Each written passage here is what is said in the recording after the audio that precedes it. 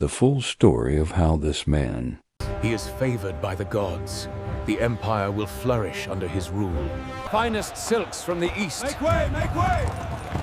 He is truly magnificent. By the gods! Hold the line! The foundations of the Etemenanki reach to the heavens. became this man,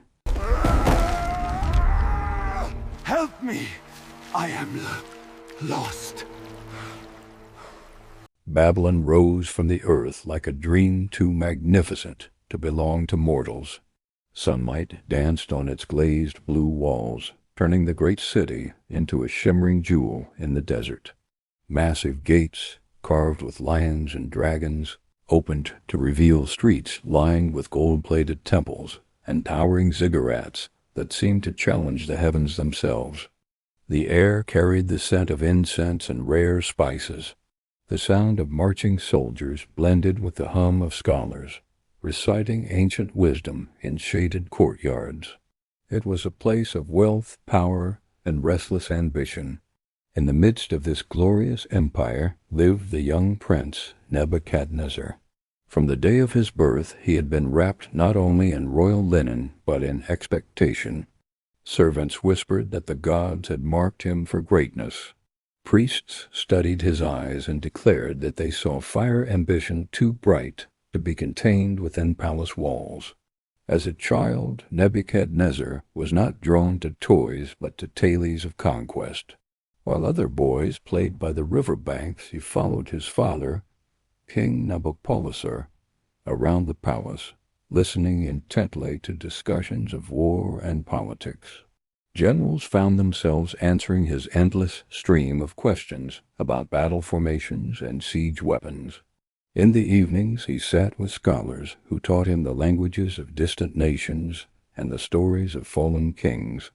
Even then, there was a certain intensity and an alertness in his gaze, a sharpness in his speech that made people step aside when he walked past. He was a prince, yes, but he carried himself like someone already accustomed to command. Babylon only fed this fire. Every morning Nebuchadnezzar rode through the bustling city on a horse as dark as midnight. Merchants bowed, soldiers straightened, women whispered behind their veils. He saw temples plated with gold that caught the morning sun and flung it back in blinding brilliance. He saw artisans carving stone pillars with the stories of Babylon's victories. He saw the vastness of the markets, where goods from every known land were bought and traded in loud, colorful chaos. From the city walls, he often paused to watch the armies drilling on the plains. Thousands of soldiers moved in perfect harmony, their spears flashing like silver fish in the sunlight. It stirred something deep within him. He knew that one day he would lead those armies farther than any Babylonian ruler ever had. When he turned 16, he joined his father's war camp. There, among seasoned generals and weathered soldiers, Nebuchadnezzar came alive. War suited him. He moved across the battlefield with calculated grace, fearless and impossibly calm amid flying arrows and crashing metal. He studied enemies with sharp intelligence, learning how they thought, fought, and fell. Victories followed him like shadows. Whispers began to spread across the empire. The prince fights as if the gods themselves ride with him. His name reached distant kingdoms long before he ever set foot there. Ambassadors spoke of a young Babylonian prince whose mind was sharper than his sword, whose presence unsettled even the bravest of warriors. But power is a seed, and each victory watered it. Pride grew quietly, curling around his heart like a living thing. One night, after a triumphant battle, Nebuchadnezzar stood atop a high tower, overlooking Babylon. Moonlight silvered the rooftops and temples, softening the harsh lines of the city until it looked like a land woven from pure light. The Euphrates River wound through it like a ribbon of stars. The prince inhaled deeply, and a sense of destiny settled on him like an invisible cloak. In a quiet voice he whispered to the night, "I was born to rule." The words felt natural, inevitable as if spoken not from arrogance, but from truth. Below him, Babylon breathed alive, powerful, waiting. Its people looked to the aging king, but their hearts had already begun to follow the young warrior who would soon inherit the throne. The city sensed change approaching, the way the air trembles before a great storm. Nebuchadnezzar did not know it yet, but the path before him would lead to unimaginable heights and depths he never expected. For now he was only a prince, yet already the shadow of a king stretched behind him, and the world, though unaware, was on the verge of being reshaped by his hand. Nebuchadnezzar grew into manhood with the sharpness of a blade newly forged, bright, dangerous, and impossible to ignore. There was a certain intensity about him, a tension beneath his calm posture, like a lion resting with eyes half closed, but mind fully alert. Those who served in the palace learned quickly that the prince forgot nothing, forgave nothing, and feared nothing. His hunger for power did not show itself in loud declarations or reckless ambition. It lived quietly inside him, steady and patient, growing with every lesson he absorbed, every strategy he mastered, every whisper of admiration that followed him through the corridors of Babylon's royal house. To the world he appeared disciplined, dutiful, the perfect son of King Nebuchadnezzar. But in his heart he nursed a single burning conviction. He was meant for more. He watched his father rule a wise, seasoned king whose hands had built the foundations of Babylon's rising glory. But there were moments when Nebuchadnezzar's eyes gleamed with a restlessness that no one could mistake. He respected his father, but he also believed deeply that his own destiny was far greater, his vision far wider, his strength far more suited to the empire Babylon was becoming. He wanted not just to maintain his father's kingdom, but to expand it, not just to rule nations, but to bend them to Babylon's will, not just to be king, but to be a name spoken across centuries. Nebuchadnezzar's first true victory in battle came when he was barely 17. His father sent him to quell a rebellion on the empire's western borders, a task that many generals assumed would crush the young prince. The rebels were fierce, hardened men who had defeated Babylonian officers before. They expected an inexperienced boy to be no match for them. They were wrong. Nebuchadnezzar studied the land, the enemy's habits, their weaknesses. He listened more than he spoke. He observed the way the rebels celebrated too loudly at night, the way they neglected to guard a narrow, rocky pass, the way their strongest fighters refused to obey orders from their chieftain. At dawn he attacked not from the open valley where the enemy waited, but from the hidden gap in the cliffs. His soldiers swept down like a storm, scattering the rebels with merciless precision. By noon, the rebellion had been crushed. By sunset, the prince returned victorious. Babylon erupted in celebration when word reached the capital. The people shouted his name from balconies and marketplaces. The priests offered sacrifices in his honor. And Nebuchadnezzar, standing beside his father in the palace courtyard, felt something awaken inside him, something hot, thrilling, and dangerously sweet. Victory, his first taste, and it was intoxicating. From that moment on, Nebuchadnezzar lived for the battlefield. He became the spearhead of Babylon's armies, the mind behind its daring attacks, the fire that drove its soldiers forward. He led campaigns across mountains, deserts, and distant valleys. He conquered fortresses thought to be impenetrable. He defeated generals twice his age and warriors who had spent decades perfecting their craft. His strategies were bold, sometimes terrifyingly so, but they worked. Every battle ended with the prince standing unbroken, his armor splattered with the dust and blood of victory. The more he fought, the more Babylon expanded. The more Babylon expanded, the more the world spoke his name. And the more the world spoke his name, the more he felt the quiet whisper of pride rise in his heart. Soldiers began calling him the Lion of Babylon, Foreign kings trembled when envoys announced his approach. Nobles bowed a little deeper when he passed. Nebuchadnezzar noticed every gesture, and he remembered them. When King Nabopolassar fell ill, the kingdom looked not with uncertainty, but with expectation. They had seen the young prince lead armies to victory. They had watched him shape the empire with his own hands. The transition felt inevitable. Nebuchadnezzar stood beside his father's bed on the night the old king took his final breath. For a moment he felt the weight of sorrow, a brief human sadness for the man who had guided him from boyhood to manhood. But beneath the sorrow, something else stirred. A heavier, mesmerizing sensation. Power. The throne was now his. The morning after his father's death, the palace crowned him king of Babylon. A golden crown rested upon his head like a living flame. The people cheered until their voices broke. Trumpets sounded across the city. Priests marched toward the temples. Soldiers lifted their swords in salute.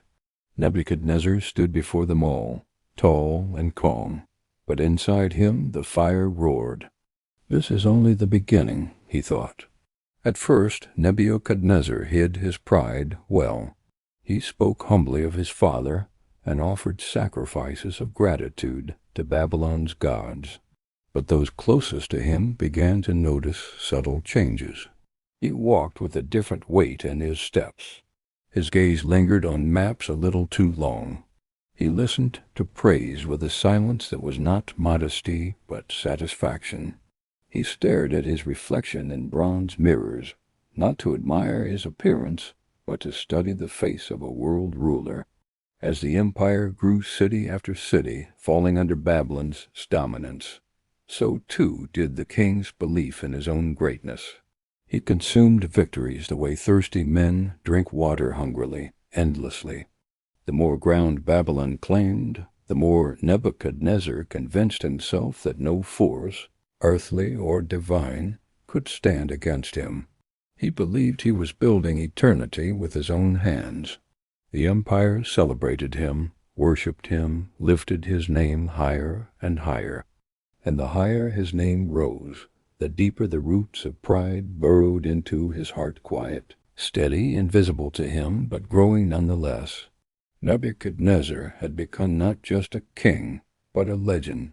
And legends, as history would one day teach him, stand on the edge of both glory and downfall. The sun rose over the eastern horizon, painting the deserts and hills in molten gold, as the armies of Babylon marched steadily toward Jerusalem. To Nebuchadnezzar, it was more than a campaign. It was a testament to Babylon's unstoppable rise, a display of his power, and the first step toward bending the world to his will. Jerusalem lay ahead, a city of stone and faith, perched on rugged hills and surrounded by walls that had withstood generations of invaders. Its people were proud, devoted to their God, and certain that their city was untouchable. They had heard whispers of Babylonian might, but they did not yet understand the young king who commanded its forces, a prince who had become a lion, fierce, calculating, and merciless. Nebuchadnezzar rode at the head of his army, his armor gleaming in the early light, his eyes scanning the horizon with quiet satisfaction. Thousands of soldiers followed him, banners waving in the wind, horses stamping impatiently on the dry earth. Archers, chariots, and infantry moved like a living organism, trained to obey a single mind his. Every general, every soldier, knew their place in the king's design. For weeks Babylonian forces laid siege to the city. They built towering siege engines, dug tunnels beneath the walls, and hurled flaming arrows into the heart of Jerusalem. At night the city's defenders could hear the pounding of hammers and the grinding of stone, the cries of laborers building walls and war machines that would eventually bring the mighty city to its knees. But Jerusalem did not surrender easily. Its walls stood tall, its defenders brave, and its spirit unbroken. The king of Judah sent envoys, offering gold, pleading for mercy, hoping somehow to negotiate. Nebuchadnezzar, however, was not moved by their words. He knew the value of fear as a tool of power and the inevitability of victory when strategy and patience were applied without hesitation. Inside the city, the nobles and priests moved through narrow streets, preparing for the worst. Families whispered prayers hidden in shadowed chambers, while soldiers readied their bows and spears along the walls. Every glance toward the distant Babylonian camp reminded them of the unstoppable force gathering at their gates. Nebuchadnezzar's mind, however, was elsewhere. He studied the city's defenses with precision, noting weaknesses, imagining every possible outcome. Each day brought new pressure on Jerusalem, and each day the city's morale waned under the weight of relentless siege. And then the decisive moment came. Babylonian engineers undermined the walls, and after days of tireless effort, a section of Jerusalem's defenses crumbled. The gates were breached, and Babylon's army poured into the city like a tide of steel and fire. Chaos reigned as soldiers clashed with defenders in narrow alleyways, the clash of swords ringing off the stone walls. The city fell, not merely through force, but through the strategy and patience of a king who had mastered the art of war. Nebuchadnezzar walked through the streets, observing the destruction, his expression calm, almost regal. The people of Jerusalem, humbled and fearful, realized the weight of the Babylonian king's power. Among the spoils of conquest were the Jewish nobles' young men of promise, educated in law, music, and leadership, taken as captives to Babylon. They were selected not only as hostages but as instruments for Babylon's grand design. Among them were Daniel, Shadrach, Meshach, and Abednego, boys of noble birth and keen intellect, whose lives would soon intertwine with the fate of the empire itself. The march back to Babylon was both a triumph and a display of calculated mercy. Nebuchadnezzar allowed families to retain some of their property, chose the most promising youths for service in his court, and offered the people of Jerusalem a chance to live under Babylonian rule if they submitted. To Nebuchadnezzar, the conquest was more than military success. It was proof of his vision, his brilliance, and his destiny. The glory of Babylon had spread its influence, now touching the holy city of Jerusalem, and its king had demonstrated that no walls, no faith, no pride could withstand the calculated will of a ruler who combined intellect, patience, and unrelenting ambition. And yet, in the hearts of the exiled youths, a quiet defiance remained, unseen by the Babylonian king. Though their chains bound them physically, their spirits were unbroken, and in that defiance lay the seed of stories yet to unfold, stories that would challenge even the might of Nebuchadnezzar himself, when pride and power met the enduring strength of faith. The conquest of Jerusalem was complete. Babylon had claimed another jewel for its crown, and the young king, now fully recognized as the master of armies, felt the intoxicating thrill of victory and the first subtle stirrings of pride that would grow as inexorably as his empire itself. The journey from Jerusalem to Babylon stretched across scorching plains and endless deserts, a grueling march that tested the strength and spirit of every captive.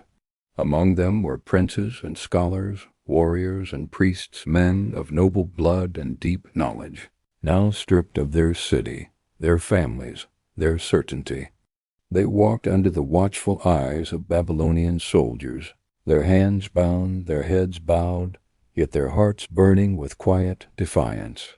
Nebuchadnezzar rode at the head of his chariots, his presence a constant reminder of the king who had taken Jerusalem. He did not merely see them as conquered men. He saw potential. For a ruler as ambitious as he, victory was not complete until the best of the conquered served his empire. The Jewish nobles were not just prisoners, they were investments, seeds to be planted in Babylon's court, nurtured under his eye, molded to reflect the power and glory of his kingdom. Among the captives were 4 boys of exceptional promise: Daniel, Shadrach, Meshach, and Abednego. Though young, their intellect, wisdom, and character marked them apart from the rest.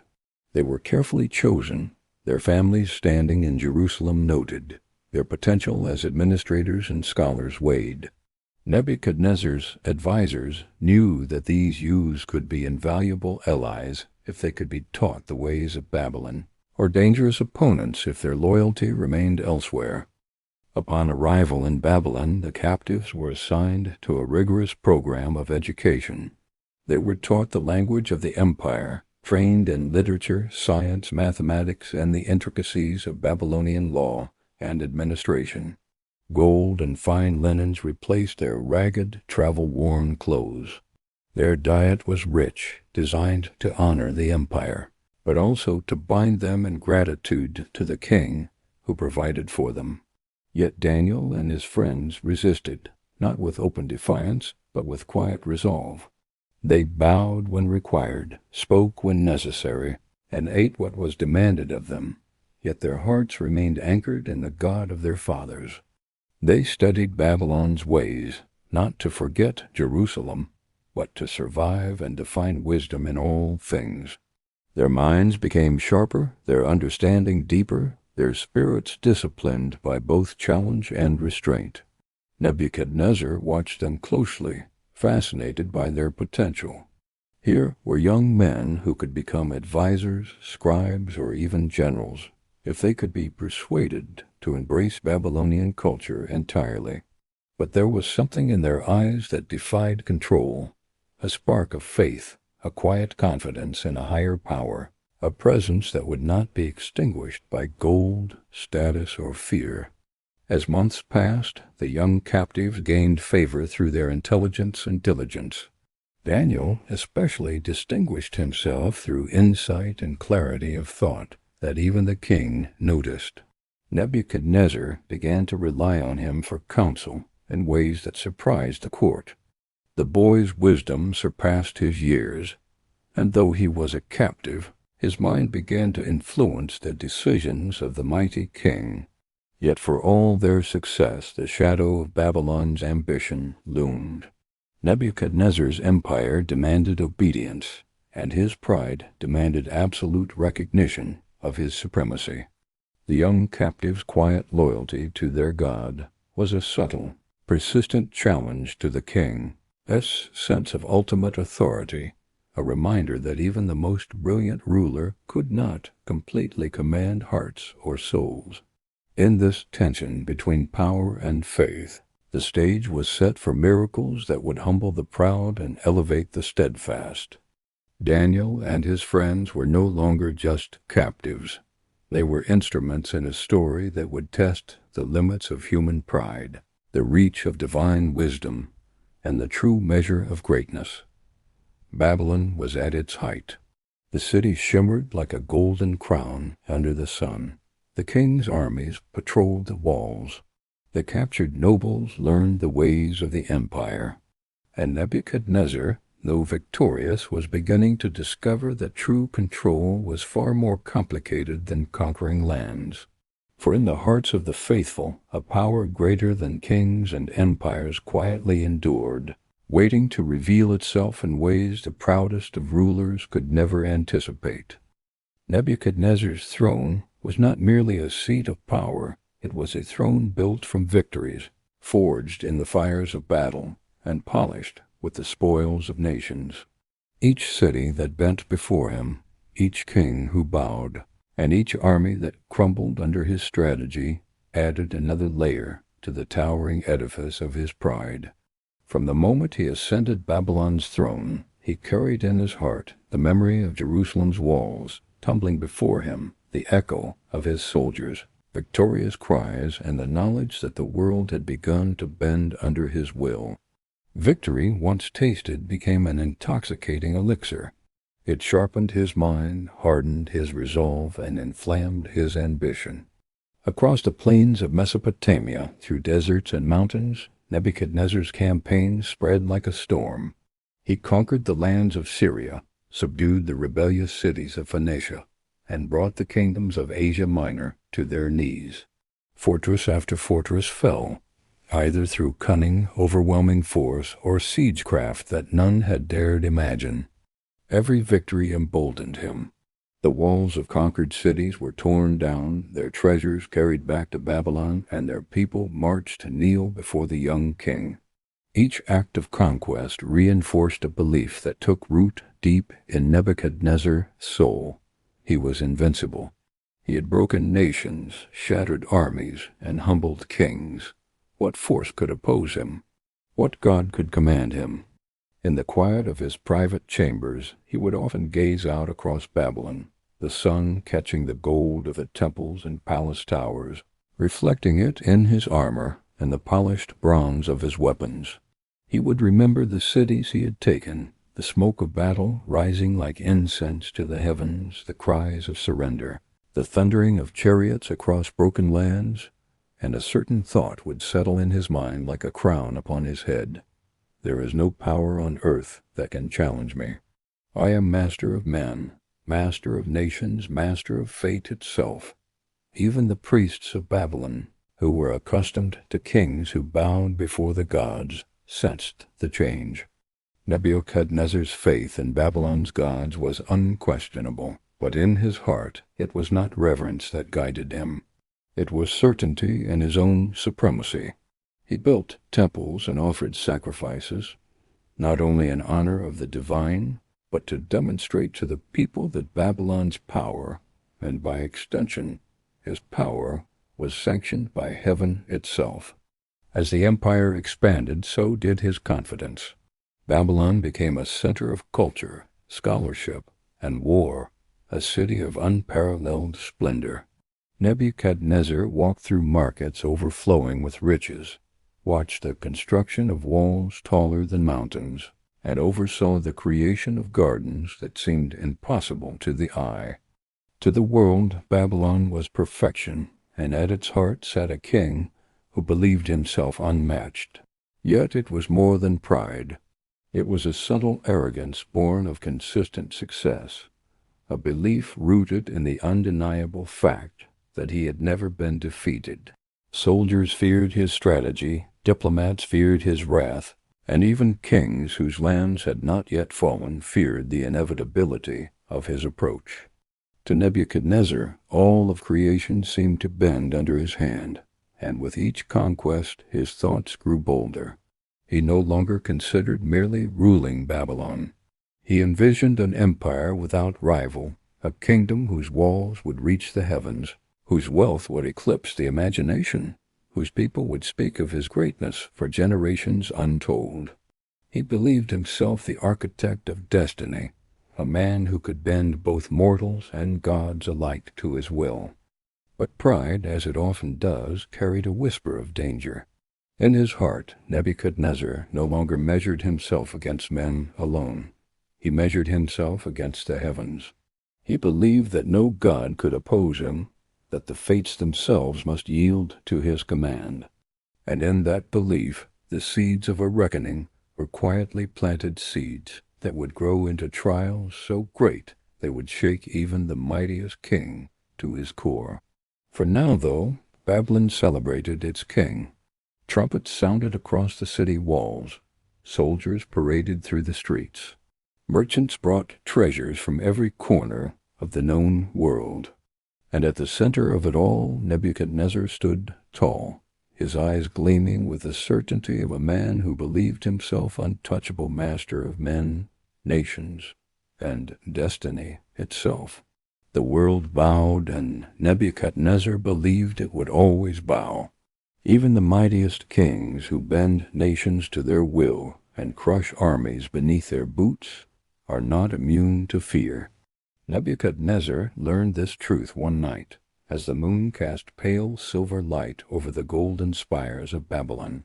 He had retired to his chambers, weary from another day of governance and conquest, his mind still buzzing with thoughts of new campaigns, new cities to conquer, new nations to bring under Babylonian rule. Yet sleep did not come easily to a heart so accustomed to command, and when it came, it brought with it a vision unlike any other.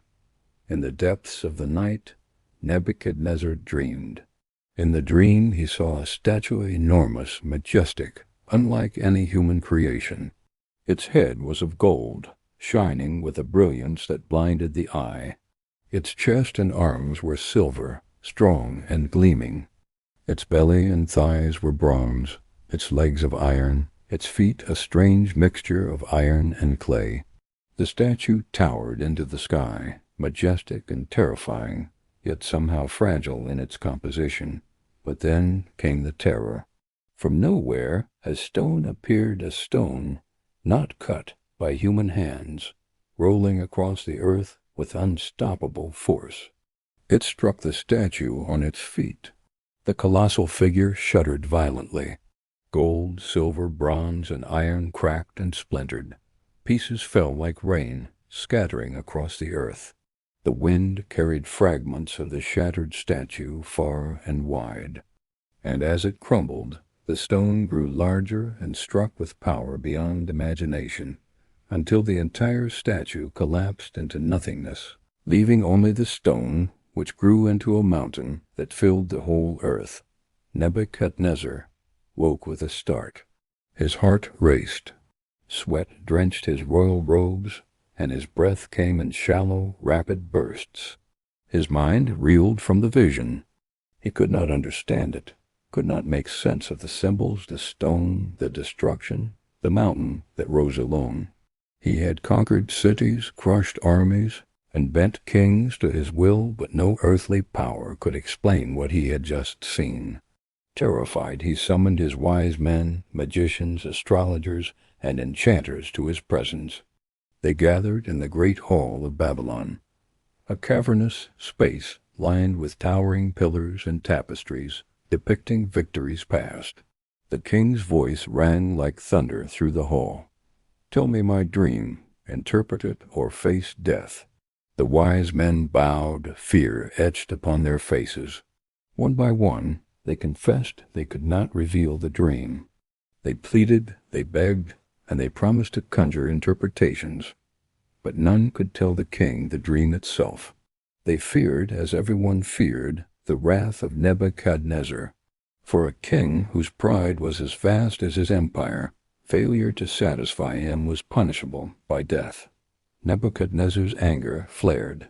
His eyes burned with fury. His hand trembled as he gripped the hilt of his sword. He strode through the hall, every step echoing against the marble floors, and proclaimed with relentless authority, "If you cannot tell me the dream and its meaning, you shall be torn limb from limb, your houses destroyed, your names forgotten. Do you hear me? Every one of you who fails me shall die." Fear gripped the hearts of the wise men like an iron hand. Even the bravest astrologers, who had read the stars and predicted countless events, bowed low in terror. The threat was real. The king's empire was vast, his will absolute, and his vengeance swift. But there, in the shadows, a young man named Daniel observed quietly. He was a captive from Jerusalem, one of the youths taken during the conquest. Yet his mind was sharp, his faith unshaken. While others cowered in despair, Daniel's thoughts turned not to fear of the king, but to the God of his fathers. He prayed through the night, seeking understanding, clarity, and wisdom from the one true God. In the heart of Babylon, as the city slept under the silver glow of the moon, Daniel knelt alone in a quiet chamber. Though the palace was filled with marble, gold, and treasures from across the known world, Daniel's mind and spirit were fixed elsewhere on a God he had never seen with his own eyes, but whose power and wisdom were undeniable. He had seen the despair in the eyes of the king's wise men, the fear etched on the faces of magicians and astrologers. He had heard the thunderous threat of Nebuchadnezzar, death for all who could not reveal the dream and its meaning. Yet Daniel, a young captive from a conquered city, did not tremble. Instead, he prayed with every fiber of his being, speaking quietly, into the stillness of the night. O Lord, God of our fathers, reveal to me the mystery that none of the wise men can discern. Let the dream be shown, and let its meaning be made clear. Grant me understanding, for you are the source of all wisdom, and nothing is hidden from you. Hours passed. The night deepened. Stars glimmered over Babylon like distant fires, silent witnesses to the prayers of a faithful young man. And then, as the first pale light of dawn crept over the horizon, clarity came. Daniel felt a warmth in his spirit, a light that illuminated the corners of his mind. The vision of the statue, the metals, the stone, the mountain unfolded in his understanding. It was no longer a puzzle. It was a divine revelation. He saw the meaning of each metal, the rise and fall of kingdoms yet to come, and the eternal rule of the God of heaven, whose kingdom would never be destroyed. With resolve, Daniel arose. He would face the king not as a captive, but as a messenger of truth. He gathered his friends, Shadrach, Meshach, and Abednego, and gave thanks to God before entering the throne room. The city's heartbeat seemed to quicken as the young man approached, his eyes steady, his voice calm. Nebuchadnezzar sat upon his throne, draped in gold and purple, a crown gleaming like the sun upon his brow. His gaze fell on Daniel with curiosity mixed with suspicion. "Can you tell me my dream, young man?" he demanded, his voice echoing through the hall. "And reveal its meaning?" Daniel bowed humbly and began, "O king, may your thoughts be blessed, and may your reign endure. The God of heaven has revealed the mystery to me. You, O king, saw a great statue, magnificent and awe-inspiring. Its head was of gold, its chest and arms of silver, its belly and thighs of bronze, its legs of iron, and its feet a mixture of iron and clay. This statue represents kingdoms that will rise upon the earth. The head of gold, that is you, O king. You are the greatest of kings, ruling the Babylonian Empire with unmatched power." Nebuchadnezzar's eyes widened, and for a moment pride swelled further in his chest. The young captive was acknowledging his glory, his might, his unmatched dominion. But Daniel continued, his voice unwavering.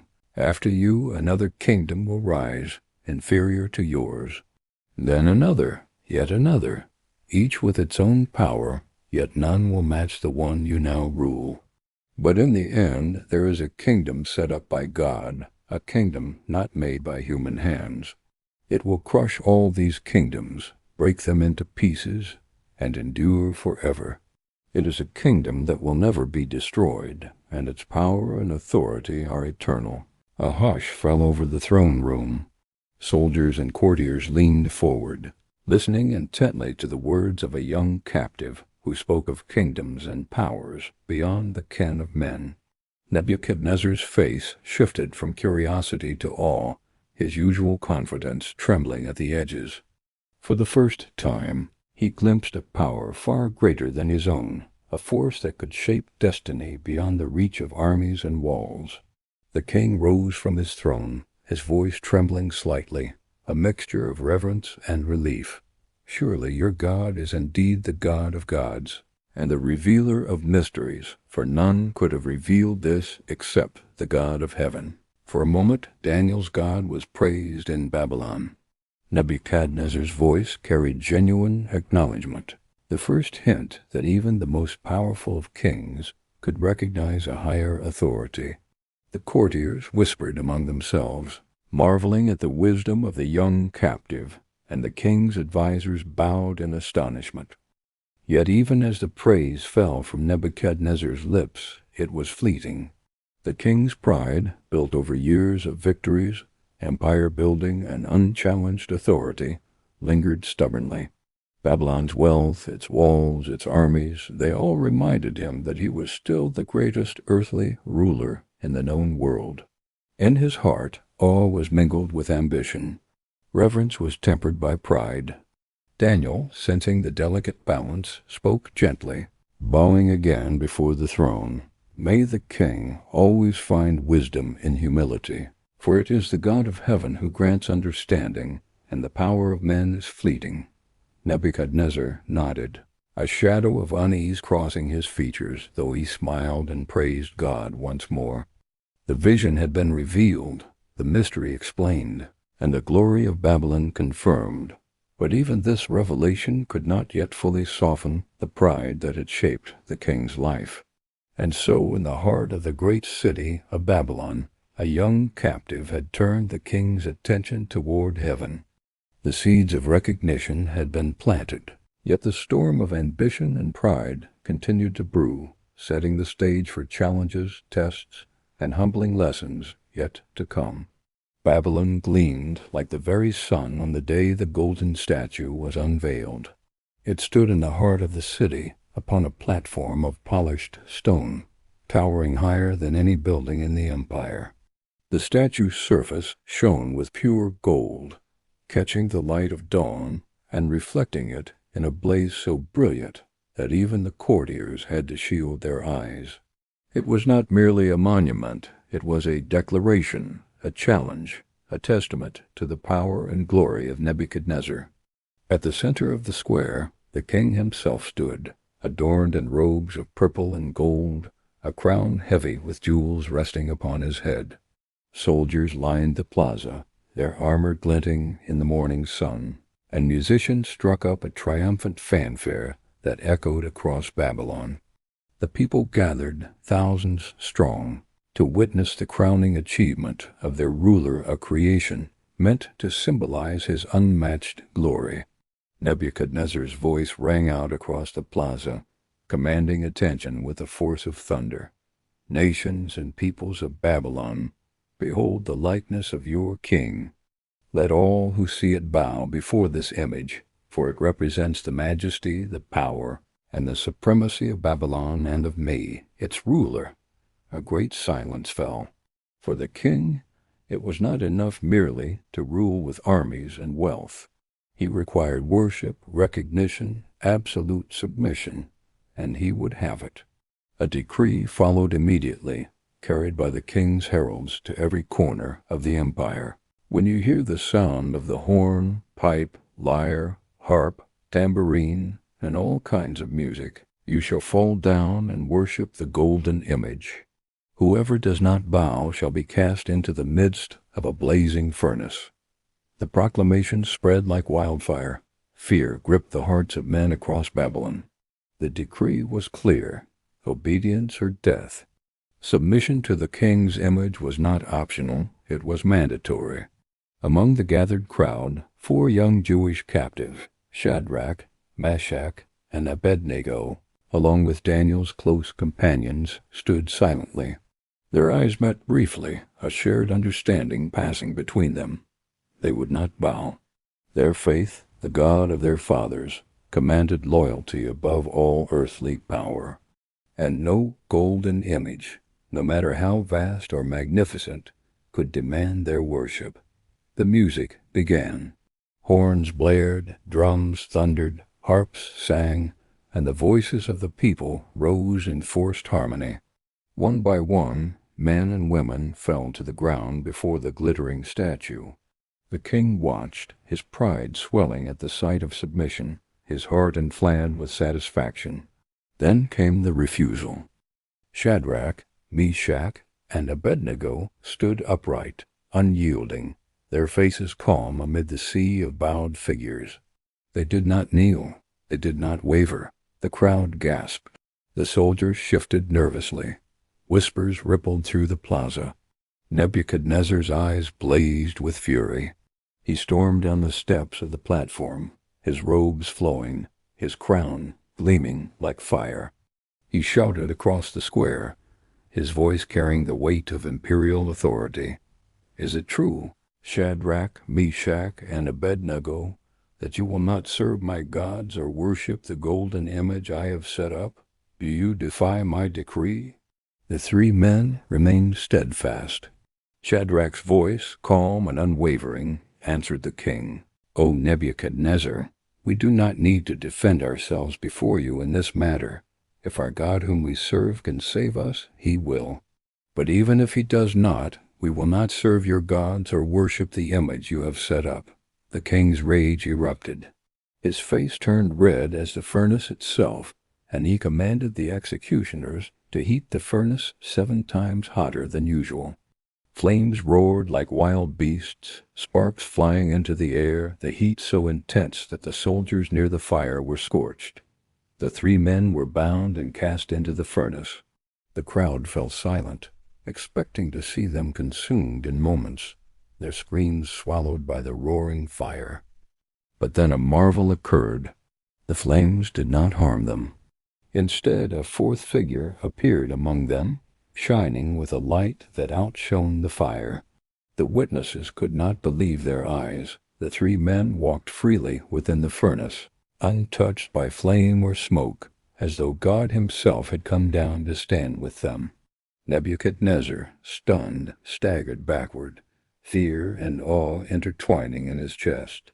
He shouted to his advisers, his voice trembling, "Did we not cast 3 men into the fire? Yet I see 4, unbound, walking among the flames, and the appearance of the 4th is like a son of the gods." In that moment, the pride of the mighty king was confronted with a power far greater than any army, any empire, any statue of gold. Babylon itself seemed to hold its breath. The furnace, once an instrument of death, became a stage for divine deliverance, and the world witnessed that even the flames of pride and fury could not overcome the God of the faithful. Nebuchadnezzar called the men out. They emerged untouched, their robes unburned, their hair unscorched, their faith shining brighter than ever.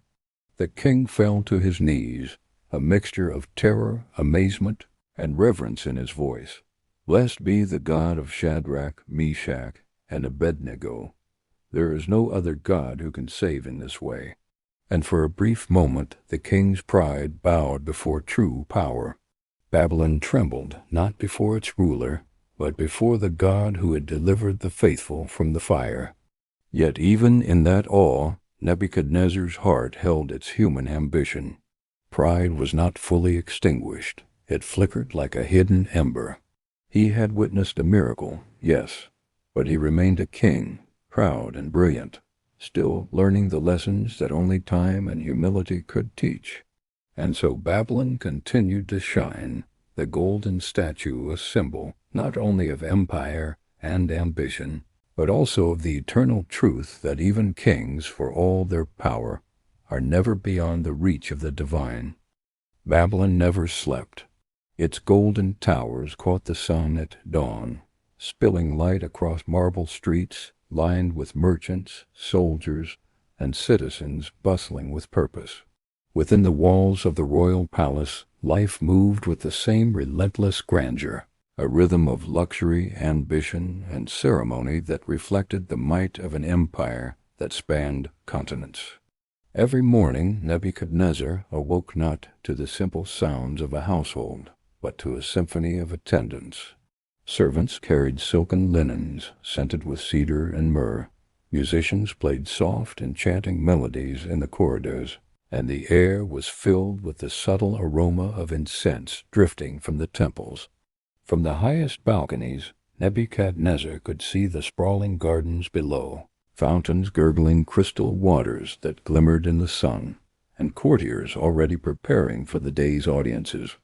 The palace itself was a marvel.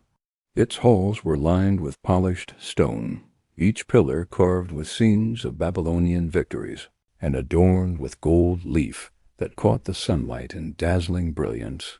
Precious tapestries told stories of kings past, while the floors were inlaid with intricate mosaics depicting the constellations, reminding all who walked there that Babylon's reach extended beyond earth into the heavens themselves.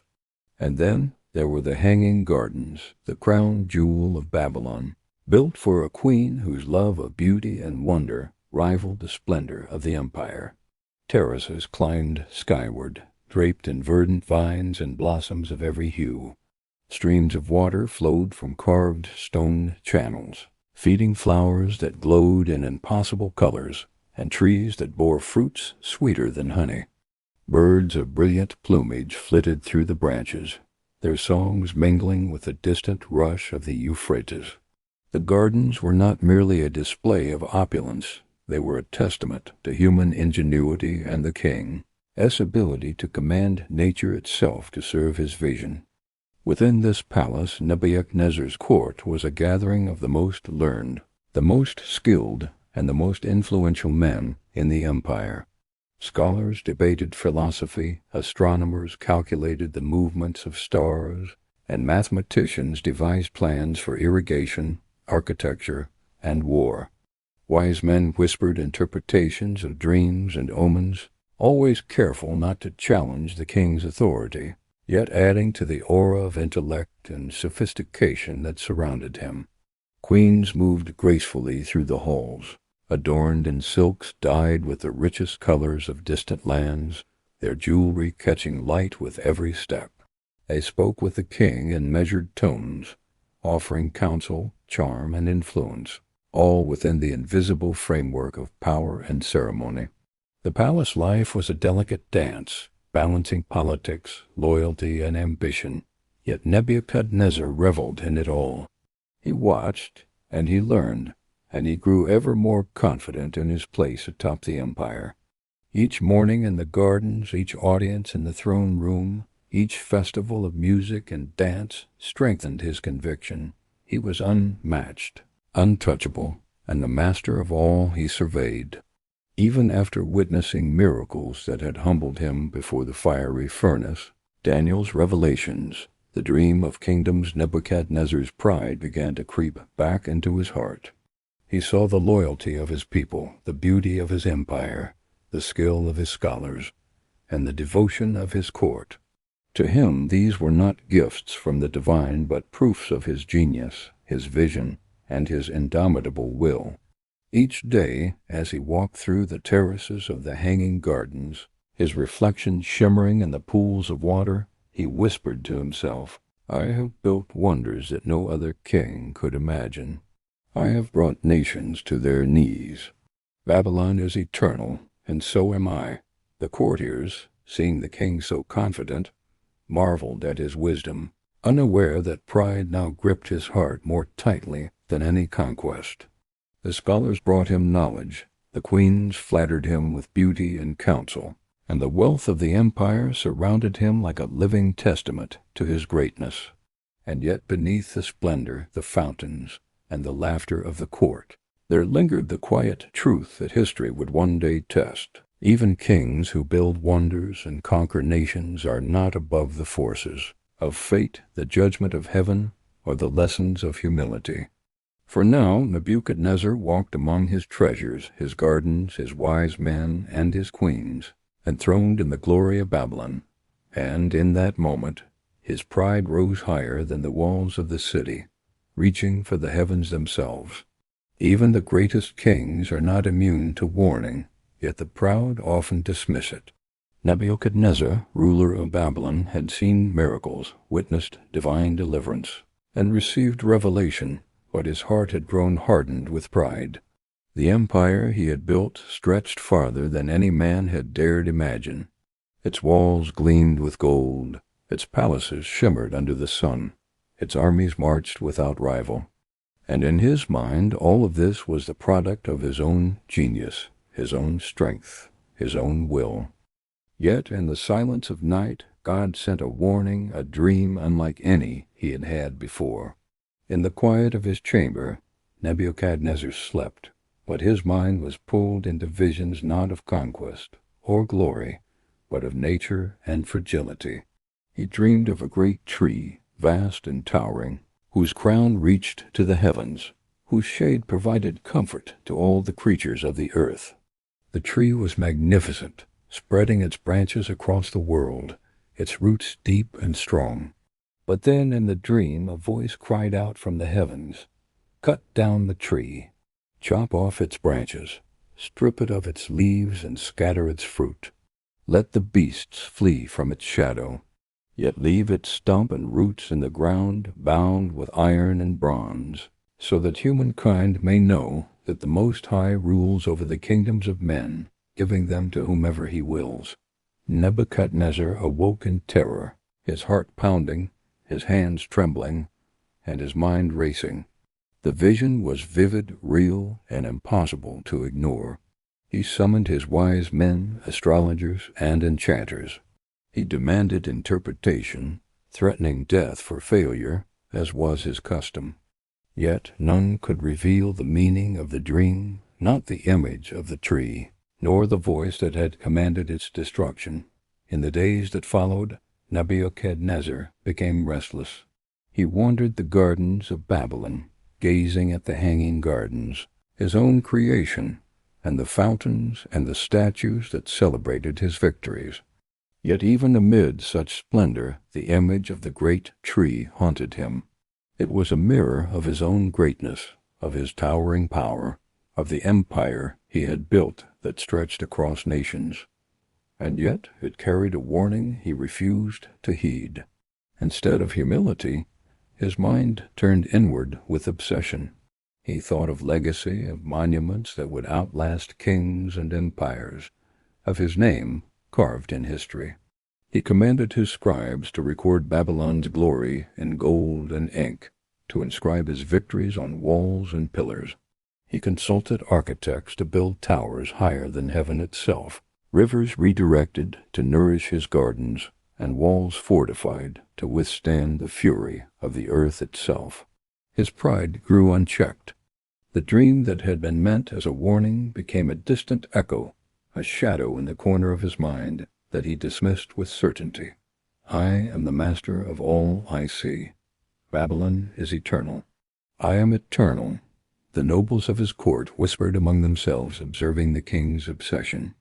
Scholars and wise men continued their work, feeding his hunger for knowledge and strategy, but even their counsel could not temper the fire that now consumed him. Queens moved through the palace with elegance, but their words of diplomacy or caution fell on ears deafened by ambition. Soldiers marched in perfect formation, yet the king saw them only as instruments of his enduring will.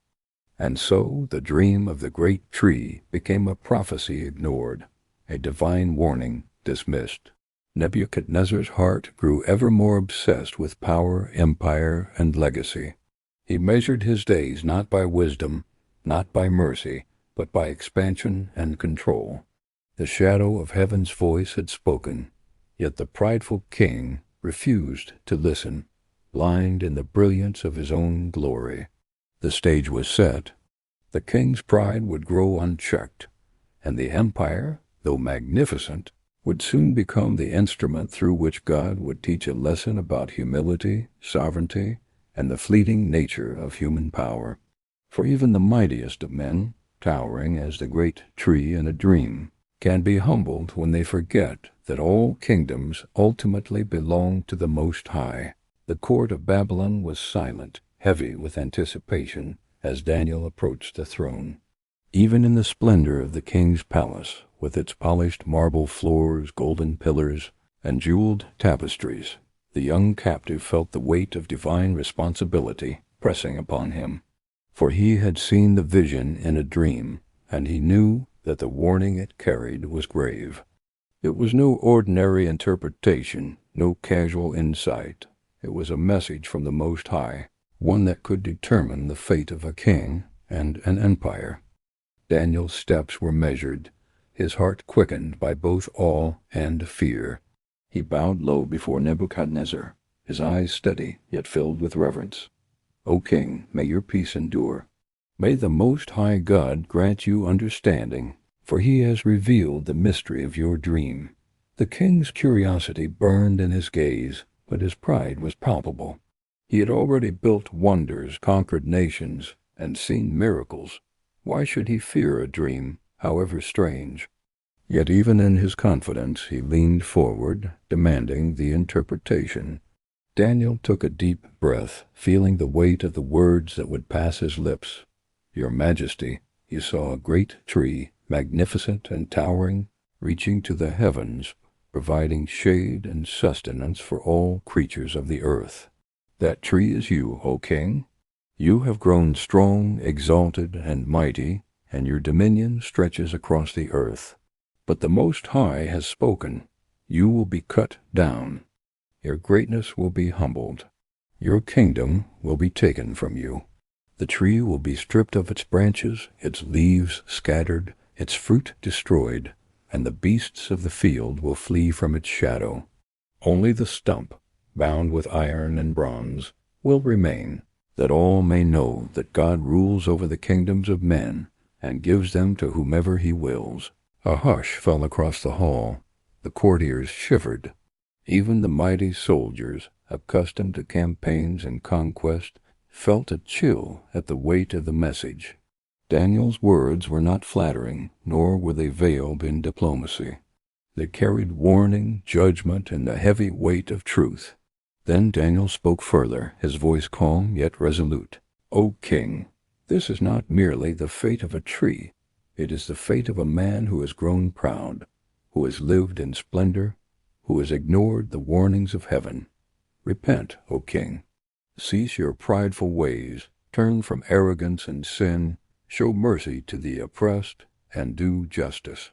Humble yourself before the God of heaven, for if you continue in arrogance, the Most High will bring low your greatness, and you will live among the beasts of the field until you acknowledge that he alone is sovereign." The words hung in the air like a storm cloud. Daniel's eyes, filled with the certainty of God's message, met Nebuchadnezzar's, and for a moment it seemed as if the king might see the truth. Yet pride, long nurtured, rose like a barrier around his heart.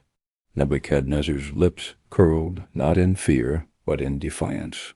His voice, sharp and ringing with authority, echoed through the hall. "Enough! My kingdom is built by my hand. My power is unmatched. My wisdom and might have no equal. Who are you, a boy from a conquered city, to warn me? I have seen Babylon flourish. I have heard the songs of my armies. I have walked among the marvels of my own creation. I will not be humbled by dreams or threats. My glory is mine and mine alone." Daniel bowed again, knowing the king's heart was hardened. He had delivered the message faithfully, interpreted the dream accurately, and offered the chance for repentance. But the words of warning were like seeds scattered on stone refused, rejected, and unheeded. And so Nebuchadnezzar, blinded by pride and intoxicated by power, turned from the counsel of God. He returned to his gardens, his palaces, his wise men, and the endless ceremonies of his court, convinced that he alone shaped the destiny of Babylon. He reveled once more in the music, the feasts, the hanging gardens, and the praise of his subjects, unaware that the divine decree had already been set in motion. For in that very night, the God who had revealed the dream, who had sent Daniel to interpret it, and who alone held the power over kings and kingdoms, prepared to humble the proud. And though Nebuchadnezzar would not see it coming, the season of his trial, of discipline, and of awakening was already beginning to unfold. The king had heard the warning. He had seen the truth. Yet, in his pride, he had chosen to ignore it. A year had passed since Daniel's warning. Babylon still gleamed, a jewel in the crown of the earth, its walls gleaming in gold, its streets alive with merchants, musicians, and scholars. The hanging gardens shimmered in the sunlight. Fountains gurgled, and the great ziggurats rose like mountains, carved by the hands of men. And at the heart of it all stood Nebuchadnezzar, king of kings, conqueror of nations, master of all he surveyed. But pride, long nurtured, had grown in his heart unchecked. He no longer remembered Daniel's warning, nor the miracle of the furnace, nor the revelation of the great tree. The empire, the wealth, the power, the applause of his court, all of it intoxicated him. He believed himself the sole architect of Babylon's glory, the unrivaled ruler of men, the arbiter of fate. One day, standing upon the roof of his palace, Nebuchadnezzar raised his arms to the sky, the sunlight glinting off the gold of his crown, and proclaimed to the city below, "Is not this Babylon the glory of kingdoms, the splendor of nations? It is I who have built her walls, raised her towers, and filled her streets with wealth beyond imagining. Is not this the work of my hands?" He laughed, a sound that echoed across the palace gardens, through the streets, and to the ears of all who marveled at his audacity. The king's words were filled with pride, arrogance, and the intoxicating certainty that all power belonged to him alone. But then came a voice clear, commanding, and impossible to ignore. It was not the whisper of a man, nor the murmur of the court. It came from heaven itself, resonating with authority that shook the foundations of the palace. "O King Nebuchadnezzar, the Most High has spoken. The kingdom has departed from you. You shall be driven from men, and your dwelling shall be with the beasts of the field. You shall eat grass like oxen, and 7 times shall pass over you, until you acknowledge that the Most High rules over the kingdoms of men, and gives them to whomever he wills." In an instant, the brilliance of the world fell away. The city, the gardens, the palaces, all the achievements of a lifetime vanished from his mind. The ground beneath him seemed to shift and tilt. His heart pounded, his limbs trembled, and his reason fled. The king who had commanded armies, built empires, and walked like a god among men, now found himself utterly undone. Nebuchadnezzar's mind shattered.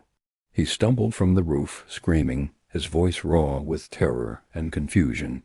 Soldiers rushed forward, but he evaded them, darting through the palace corridors as though the walls themselves had become enemies. He clawed at the floors, the doors, the air around him. His clothes became ragged, torn in his frenzy, and his once proud posture dissolved into the crouch and crawl of a creature untamed. He fled the palace gardens, running into the wilds surrounding Babylon. There, beyond the walls, he lived as a beast. He ate grass with his hands and teeth, drank from the streams like a creature of the field, and shunned all human contact. His hair grew long and matted, curling like the mane of a wild lion, while his nails thickened, curving into claws that tore at the earth. His eyes, once bright with ambition, now reflected only fear, hunger, and the wildness of exile from reason. Babylon watched in hushed terror, for their king, the master of the known world, had fallen into madness. Yet the city's leaders and wise men acted swiftly. They hid his condition from enemies, maintaining the illusion of strength to protect the empire. Messengers and spies were told the king was away on distant campaigns. The people were fed stories of journeys and inspections of borders. Babylon continued to thrive outwardly, though at the heart of it all lay the fractured soul of its ruler. Seasons passed. Nebuchadnezzar roamed the fields, the forests, and the riverbanks. He became a creature of instinct, thinking only of survival, disconnected from the memories of his palace, his gardens, and his achievements. His once gilded robes were gone, replaced by the roughness of the earth. His speech vanished, replaced by growls and cries.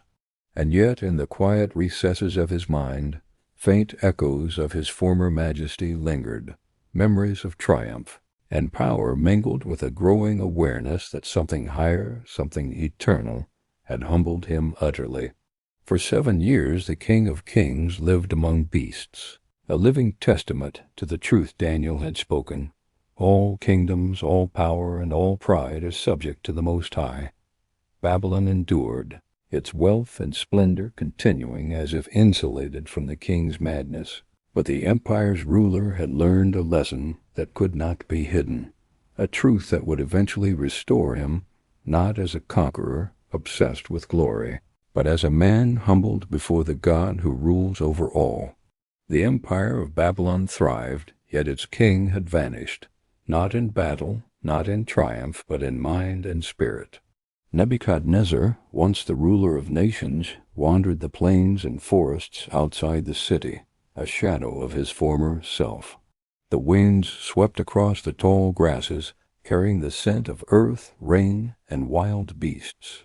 The storms lashed him, yet he moved with instinct, guided by hunger, fear, and the strange rhythm of the natural world he had once sought to command. Each day blended into the next. He crouched in caves, crawled through reeds along the river banks, and slept under the open sky. Rain drenched him, sun scorched him, and the biting cold of the night gnawed at his bones. Hunger drove him to eat whatever he could find, roots, grass, even insects, while wild animals observed him warily, neither friend nor foe, but witnesses to the king's fall from grandeur. His hair grew long and tangled, matted like the mane of a lion. His nails thickened, curving like claws that scraped the soil. His clothes, once the richest silks of Babylon, were tattered rags, torn by brambles and weather. His voice, once commanding armies and empires, had diminished to cries and mutterings, often animalistic, echoing across empty fields.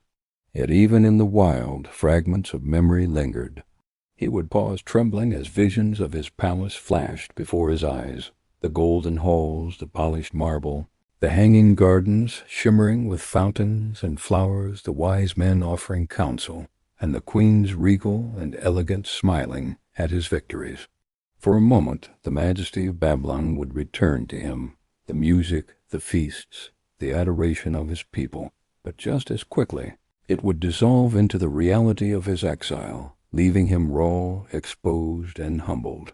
The world of men, once so familiar, became distant. Babylon was ruled by regents, advisors, and generals, carefully concealing the king's condition to prevent chaos. The empire's operations continued, armies marched, taxes were collected, and the markets thrived, all while Nebuchadnezzar roamed the fields like a beast, oblivious to the intricacies of human governance. The city he had built and nurtured flourished without him, a humbling reminder that power and glory belong ultimately to God, not man. Time lost all meaning. Seasons shifted, storms raged, and isolation gnawed at his soul. Nights were long, filled with the sounds of wind and beasts. Days were spent searching for sustenance, shelter, and safety. Loneliness pressed on him with relentless weight. Yet in the quiet, in the moments when hunger and fear were strongest, Nebuchadnezzar began to reflect. The memories of Daniel's warning, the fiery furnace, the revelations of God, and the dream of the great tree, these echoes slowly returned, like sparks in the darkness, stirring a faint recognition in his mind. God watched silently. He did not call down fire, nor strike with lightning. He did not command armies or shake the earth. He merely allowed the king to live in the wilderness, to face the consequences of pride and arrogance. Slowly, day by day, storm by storm, hunger by hunger, the pride that had towered over Babylon began to melt. The king who had boasted of his power, who had demanded worship, who had measured himself against the heavens, now faced the ultimate teacher, the relentless, quiet discipline of God through the simplicity and brutality of creation. Through these 7 years, Nebuchadnezzar's soul was refined. His thoughts grew slower, his dreams less filled with grandeur and conquest. His understanding of himself and the world deepened. The empire he had controlled with a firm hand had survived without him, proving that human power is fleeting. And though he did not yet speak words of repentance, his heart began the slow work of acknowledgment, humility, and surrender. In the solitude of the fields amid hunger storms and the endless sky, the king of Babylon learned a truth he had never understood in the splendor of his palaces. All power, all glory, and all kingdoms belong to the Most High, and even the mightiest ruler must bow to him in humility. And so the king wandered, a man made low, a creature of the earth, yet a soul being lifted toward understanding. Babylon endured, God watched, and in time the moment would come when pride would give way to praise, and exile would become restoration. 7 years had passed, 7 long years of wilderness, hunger, storms, and isolation. The fields had become both his prison and his teacher. Nebuchadnezzar, once the proud king of Babylon, had crawled, stumbled, and run like a beast. His hair was tangled and wild, his nails thick and curved like claws, and his mind had wandered in shadows, far from reason. Yet even in the lowest depths of human existence, God's mercy had not abandoned him. On a day like no other, under the endless expanse of sky, the king paused.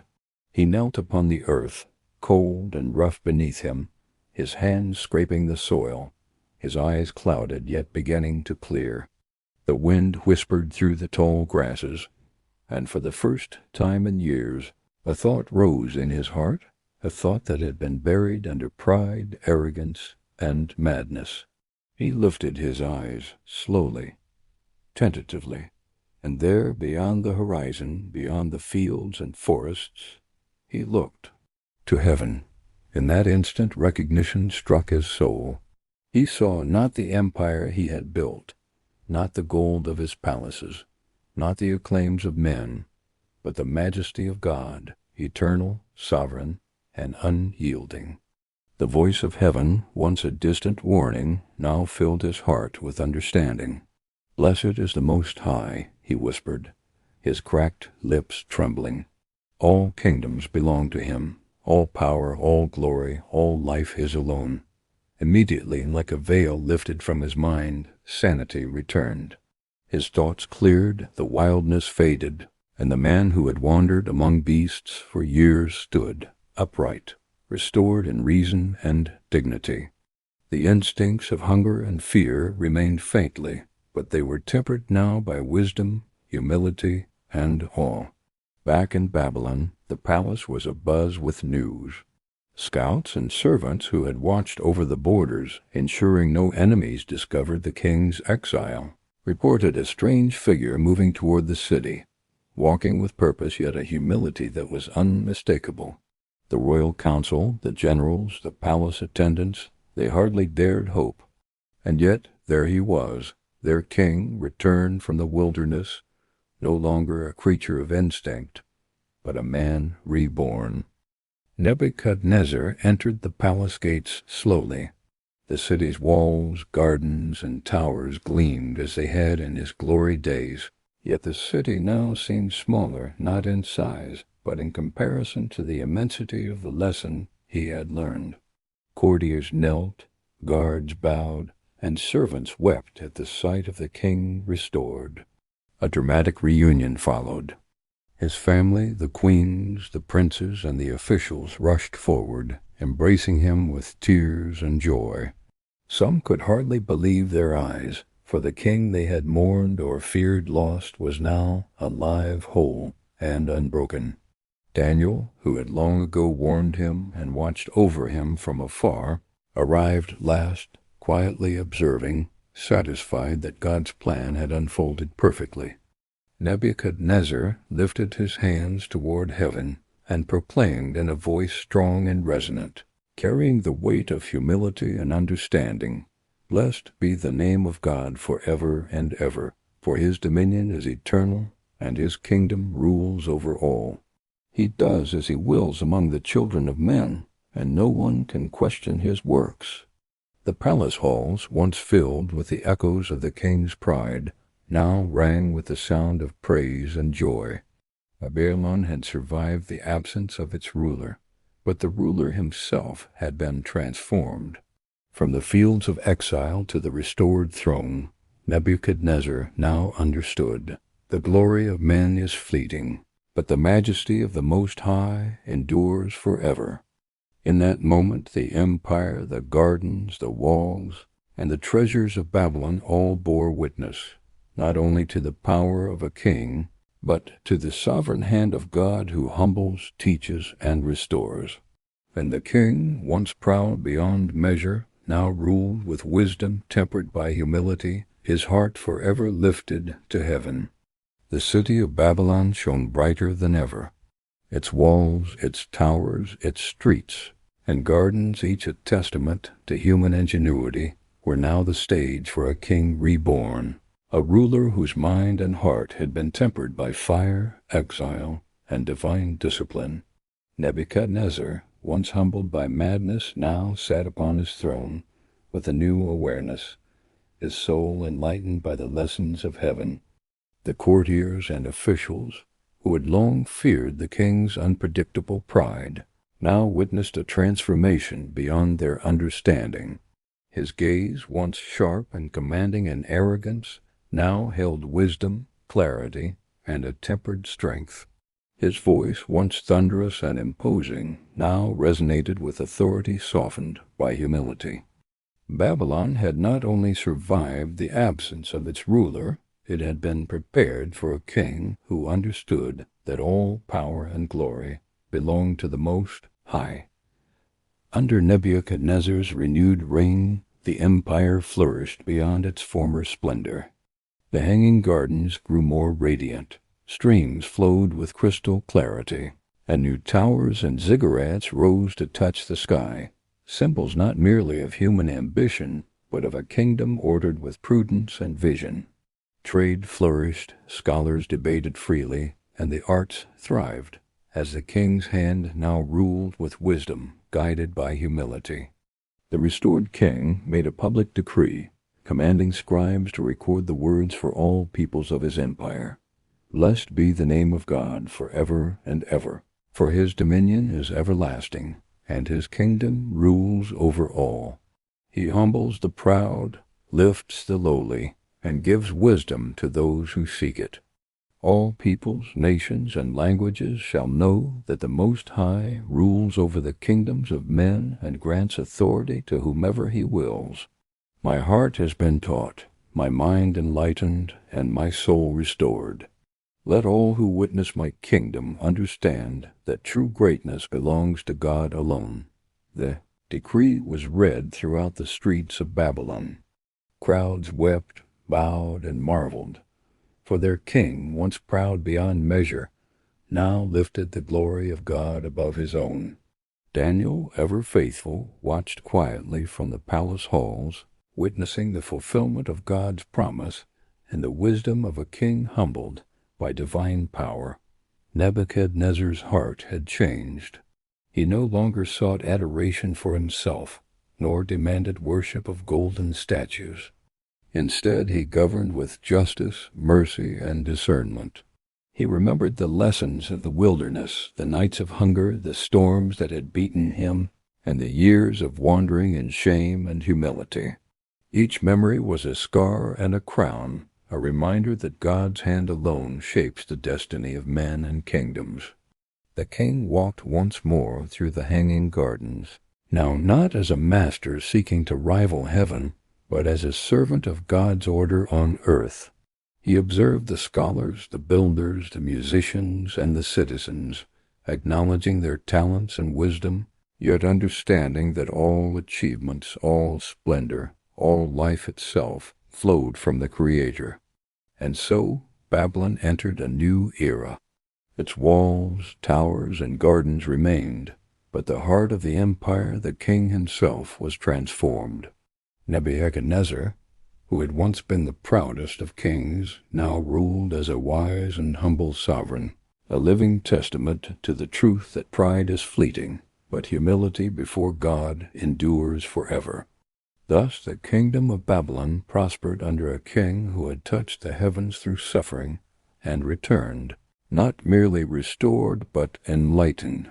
His legacy, once measured in gold, armies, and monuments, was now defined by wisdom, justice, and the eternal acknowledgment of the Most High God, and the words he wrote in the royal decree echoed across generations, a message inscribed not in marble alone, but in the memory of all who witnessed the rise, fall, and restoration of a king whose heart had finally learned to look to heaven.